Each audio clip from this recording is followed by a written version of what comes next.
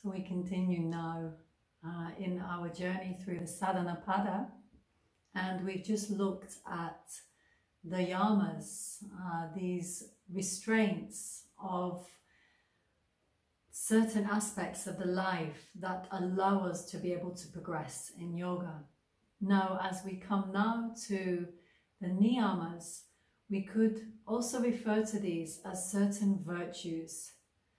And they are virtues that if we can embody these in the life, then again, we start to be able to move in a more holistic and well-grounded lifestyle for the spiritual life.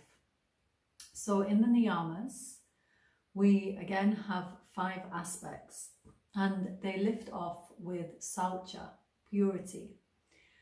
And this aspect is obviously very important. Actually, I think I observe that, at least I can see for myself, but also seeing others, that many of these things already start to come into people before they might even begin on the spiritual path. Like, we might just get inspired to detox and to have a change in our daily routine to bring in more of purity.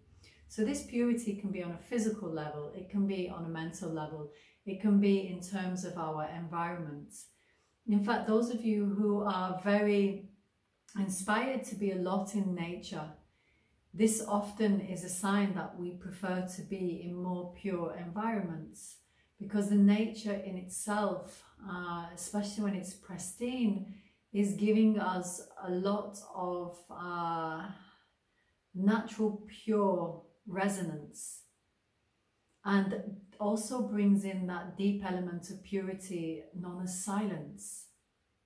And so we can in fact find that purity very deeply in the nature. We can find purity in socializing and having relationships with the right people. We can find purity in the food that we are eating. We can find purity in our daily actions, whether we choose to do an hour meditation before bed or whether we choose to have a glass of wine before bed. Like, these choices. And I'm sure many of you, all of you, have found ways that work for you to bring more purity in your life. And it's without doubt, there are some periods that are going to be more easy than others.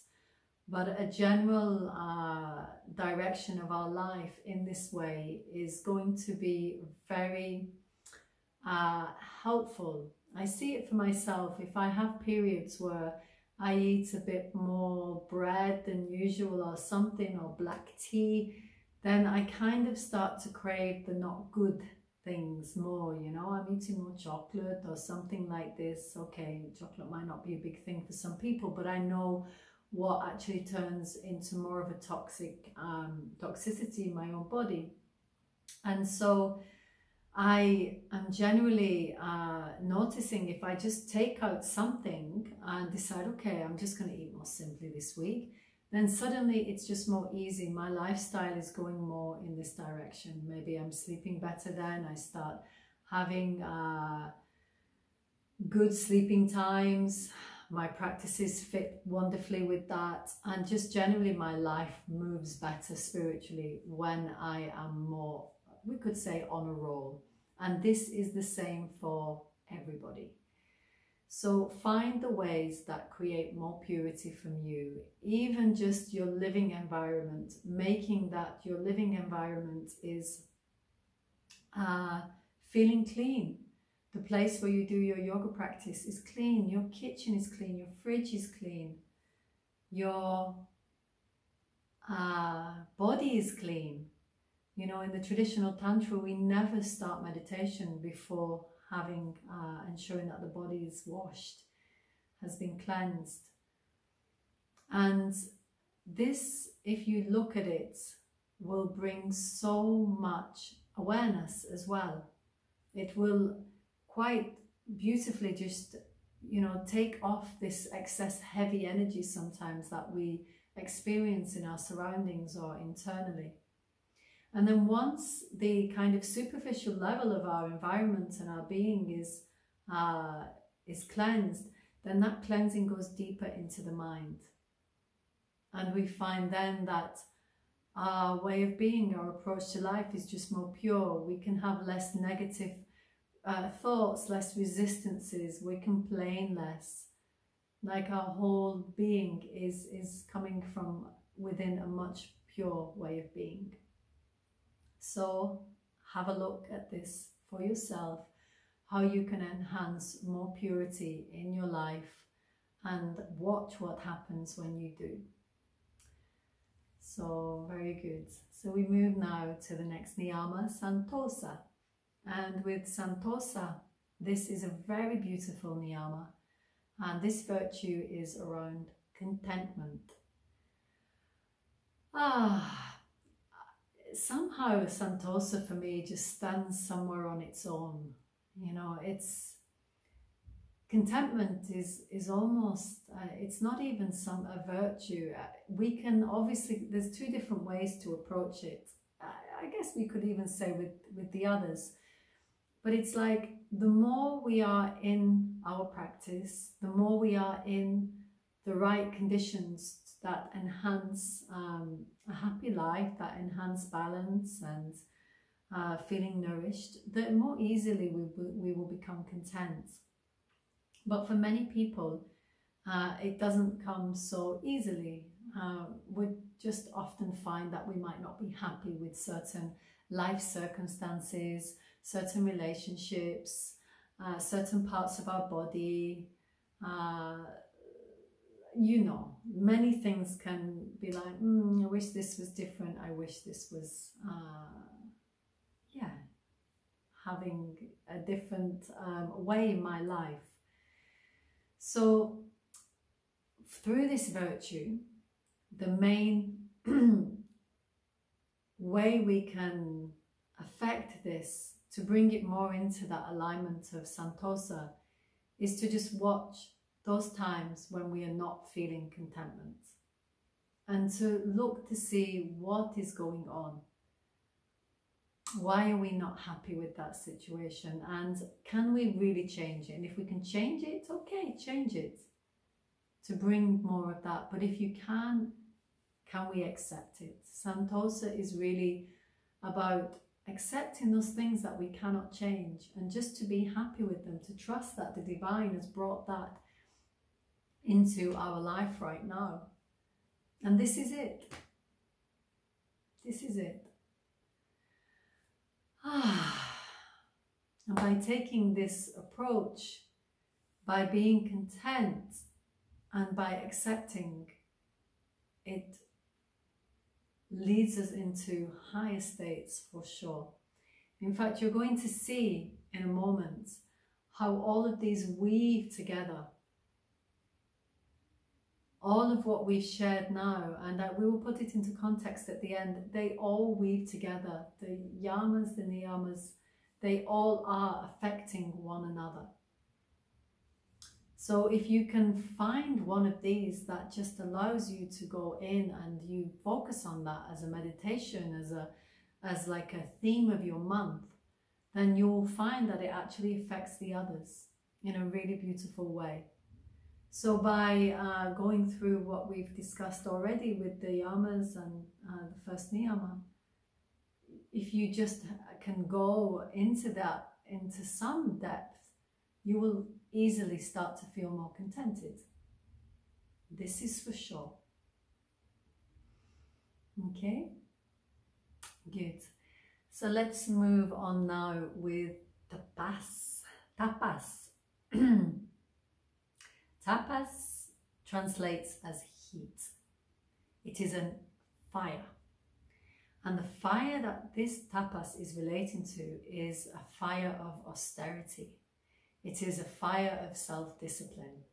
And the way that we relate this to yoga is that through this niyama, through this virtue of tapas, there's nothing that can stop a yogic practitioner.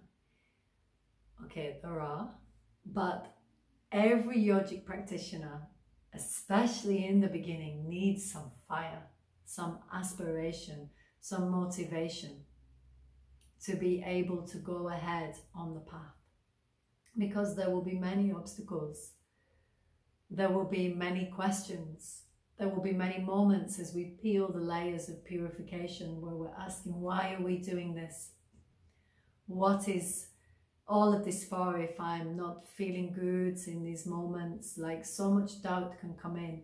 But if the fire of tapas is alive in us, if this aspiration is alive in us, then we will have the will. You understand, it's coming from the Manipur chakra. We will have the will to do what needs to be done. And on the path of yoga, what needs to be done is the sadhana. What needs to be done is a constant focus on our divine nature, on being present. And it is the practices that help us to experience that presence. So tapas is invaluable, and anybody I know on the path has this limb behind them. It is definitely a foundation. And then of course through tapas we can receive so many of the fruits of the others. They can become more easy. Of course, at a certain point, the tapas can be going out of balance, and sometimes maybe we go beyond listening to our body and what we really need. And then we can actually go right back to the first niyama, to the first yama, to ahimsa, and discover that we're actually being violent to ourselves. I don't know if I mentioned that. This is a really big aspect of ahimsa, violence to ourselves. And just take a moment as well when you do your inquiry around that, how you create harm to yourself within your lifestyle, within your practice, within your mind, within the mind. So I would, definitely bring these together, because many times people come to yoga and they create injuries or they burn themselves out unnecessarily. But this is the famous yogic fire, the famous tapasya. This is a standing block of yoga. We move on now to the fourth niyama of svadhyaya. And svadhyaya is the study of the self. And there are two ways we can go into this. The first one to acknowledge is that we study the self inside. And there are different layers of our self-study. There is a layer of study of, for example, the mind and our life, just like I'm inviting you to do now as you look at the yamas and niyamas for yourself. It's that self-study on that level. And then there is a study of the deeper true self, which we can refer to as Gyan Yoga, constantly looking and inquiring within to see who we really are, beyond the life, beyond the circumstance, beyond the thoughts, who we really are. So there is the internal self-inquiry and the svadhyaya, and then there is the other aspect of study, as in studying the scriptures, just like what we are doing now. We are speaking about the Yoga Sutras, and we will speak about other scriptures, more will come. We're taking the time to study the wisdoms of the ages. And nowadays in the world, there is so much to be said about self-study. There is a lot of information coming at us in different ways. And one thing that I always say is really try to study wisely, because we are very open. A lot of information can come. And what I'm sharing with you now, if it hits and it resonates and it works for you, take it. If it doesn't, don't. It's really okay to have a discernment of what information is coming in and out of you. And do this in general. Like sometimes if I pick up a book or I'm watching something and it doesn't work for me, it's somehow, yeah, it doesn't resonate, then it's not that you have to finish it.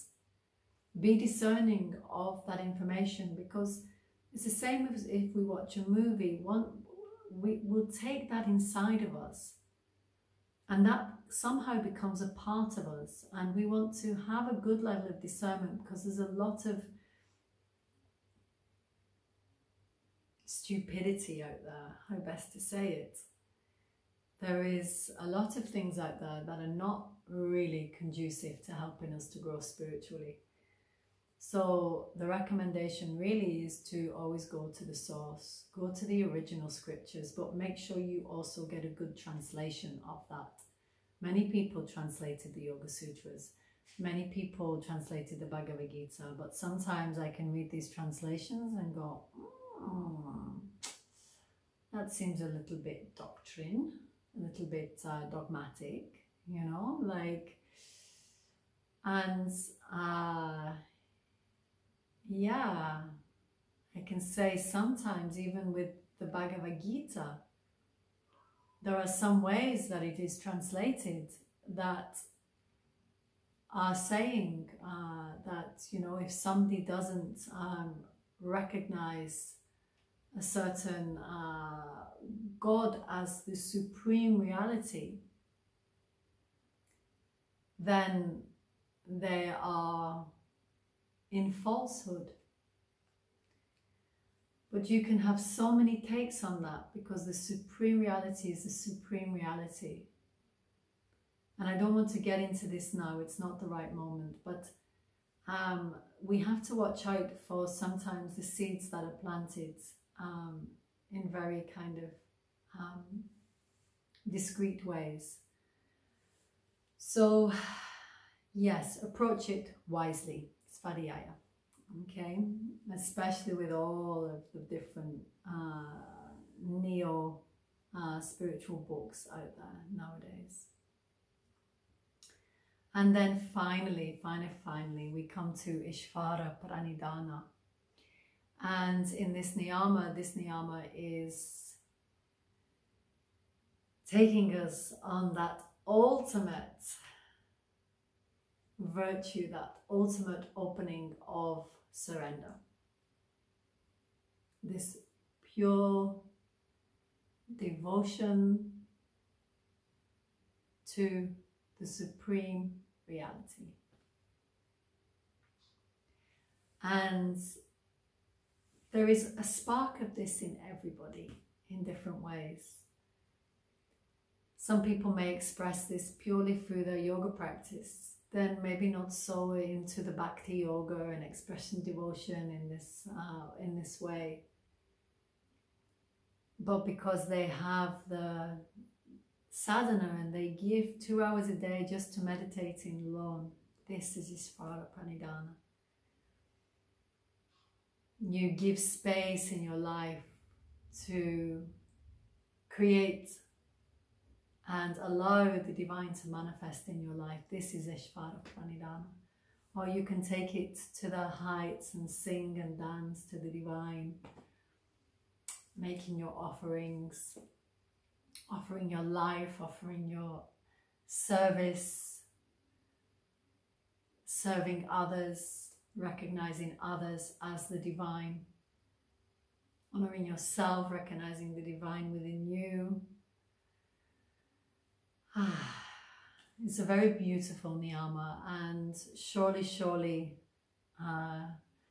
all of these together, you know, I keep referring to it, but if you cultivate one, it's going to have a knock-on effect to the other. If you cultivate and adhere to all of these yamas and niyamas in your life, you will naturally bring more inspiration towards your divinity. And you can really take it as this stepping stone First, take a month just to have a look at ahimsa. Take another month to look at satya. And then see how they interplay, because they really do affect one another. And this we will have a look at as we study more deeply. And we are also going to have a look at how all of these 10 affect our practice in yoga and in spirituality in general. Okay, so this is good for now in terms of our yamas and niyamas. Let us move on.